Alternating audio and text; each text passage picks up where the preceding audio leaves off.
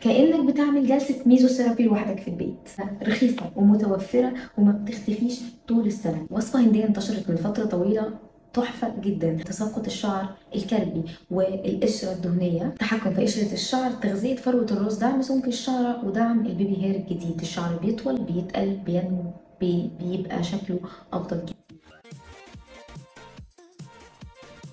هتكلم النهارده عن وصفة هندية هي موجودة من فترة، كنت ناقشتها أنا تقريبا من سنة على الانستجرام. ببساطة هي مية البطاطس. أنت بتحط كل المعادن والفيتامينات الممكنة بشكل سليم وبدون أعراض جانبية على فروتك. الفترة دي هي بدأ الموضوع ده يتم إثباته، انتشرت أبحاث بتدعم صحة إن البوتيتو اكستراكت أو مستخلص البطاطس والبطاطس الحلوة لدعم انبات الشعر ونمو الشعر وإيقاف تساقط الشعر.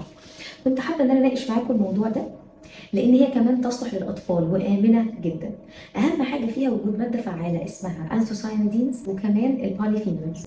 ده غير ان هي فيها نسبه سلفر بتحفز الجسم على انتاج الكولاجين او البروتين الاساسي لصحه الجلد وانبات الشعر. وطبعا اهم حاجه وجود فيها فيتامين بي 6 بايروكسيدين. البايروكسيدين ده كنا اتكلمنا قبل كده عليه فيديو ان احنا بنستخدم الامبولات بتاعته لمقاومه تساقط الشعر الهرموني. تساقط الشعر الهرموني اللي بيكون بسبب صلع وراثي او مقاومه الانسولين، وفيتامينات كتير تانية بتغذي فروه الراس لكن ملهاش اعراض جانبيه، يعني مثلا ما فيهاش فيتامين اي بنسبه كبيره او نسبه مضره او فورم مضره.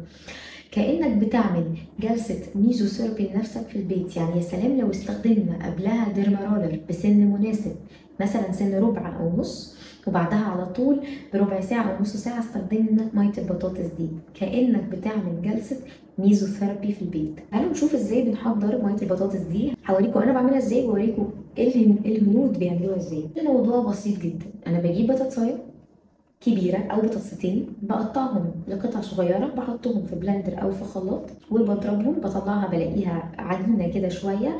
اول ما باجي ادوس عليها بتطلع كل الميه اللي فيها. الميه دي مفيده جدا بدون تخفيفها بميه او اي حاجه. خليني اقول لكم ممكن نضيف عليها ايه تخليها تنفعنا باشكال تانية. ميه البطاطس ملهاش اعراض جانبيه وما بتعملش حساسيه ومش الرجيك قوي بشكل كبير، فممكن ان انا استفاد منها بان انا اضيف عليها مثلا زيت شجره الشاي، وهنا هتفيدني جدا في الاكزيما والقشره الدهنيه. بحط عليها معلقه صغيره من زيت شجره الشاي. حالة تانية لو أنا عندي صلع وراثي أو تساقط شعر هرموني، بضيف عليها على نص كوباية البطاطس 3 نقط من الزيت العطري للروزماري، وبالظبط نص معلقه صغيره من زيت القرع العسلي. لو انا خايفه ان شعري ينشف بسبب وجود بعض النشا في ماء البطاطس، بضيف عليها معلقه صغيره من زيت الارجان او الجوجوبا. دي اول حاجه هلاحظها من استخدام ماء البطاطس. تساقط الشعر هيقف فورا، ودي احلى حاجه فيه. بعد كده هبدا اشوف نتيجه في انبات الشعر. الشعره نفسها هتتخن، لو ضعيفه ومش باينه هتبقى واضحه. واحده واحده هحس ان شعري بيطول. خلال 3 شهور من الالتزام بستخدمها مرتين كل اسبوع. ولو انا في الشتاء ومش بغسل شعري غير مره كل 5 ايام، بستخدمها مره كل 5 ايام. بسيبها من ساعه لساعه ونص على فروه الراس، وبعد كده بغسل شعري بشامبو يكون مرطب شويه زي شامبو الهيالورونيك اسيد بتاع شركه لوري. الاعراض الجانبيه للبطاطس مش كتير غير ملحوظه، تنفع جدا للاطفال، وانا هنا بوريكم فيديو ازاي بيستخدموها للاطفال وازاي الموضوع ده منتشر ومعروف. بس انا اتكلمت عنه من سنه وما كنتش نقلته لسه لليوتيوب. عايزاكم تجربوها. اي حد بيعاني من تساقط ومحتاس ومش عارف يستخدم ايه للسيطره على تساقط الشعر، انا بجد برشح له الوصفه دي. خصوصا ان انا شخصيا مجرباها في فتره ما كنتش عايزه ان انا الجا فيه لكيميكالز وبخاخات من الصيدليه او امبولات او اي حاجه. كنت حابه ان انا التزم.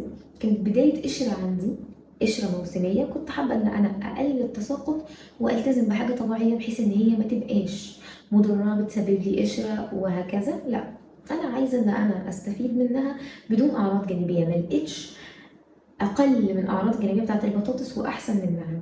ماء البطاطس بجد مفيد. انا النهارده بتكلم على ماء البطاطس. عايزاكم تجربوا الوصفة دي بدون أي خوف، عايزاكم تعملوها لأطفالكم وتعملوها لنفسكم لو انتوا بتعانوا من تساقط شعر كيرلي أو تساقط شعر هرموني ما جربتولوش حلول أو خايفين تجربوا له حلول تكون فيها اعتمادية. الموضوع ده مفيهوش أي اعتمادية. أنا حبيت وجود أبحاث بتثبت الموضوع ده دلوقتي، إن ماء البطاطس أو ماء البطاطس الحلوة اللي هي البطاطا بتأدي أو بتساعد في إنبات الشعر وبتقلل تساقط الشعر، فبجد جربوها. مستنيه كومنتاتكم وارائكم ونتناقش مع بعض عملتوا ايه وايه احسن حاجه وصلت لها في الموضوع ده، ايه احسن النتائج بتاعتكم ورايكم ايه في الموضوع ده. ولو حابين نتكلم على وصفات هندي تانية ونحللها ونشوف فايدتها بسبب ايه ونستخدمها ازاي، قولوا لي في الكومنتس. اعملوا فولو على السوشيال ميديا عشان تتابعوا الفيديوهات القصيره، محتوى تاني بنشاركه مع بعض ونستفاد وبنفيد ونستفيد. ميرسي جدا انكم انتوا شفتوا الفيديو لغايه دلوقتي. باي باي.